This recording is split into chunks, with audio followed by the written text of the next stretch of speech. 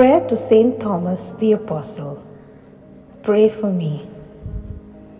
Lord Jesus, Saint Thomas doubted your resurrection until he touched your wounds. After Pentecost, you called him to be a missionary in India. But he doubted again and said no. He changed his mind only after being taken into slavery by a merchant who happened to be going to India. Once he was cured of his doubt, you freed him, and he began the work you had called him to do. As the patron saint against doubt, I ask him to pray for me when I question the direction in which you are leading me.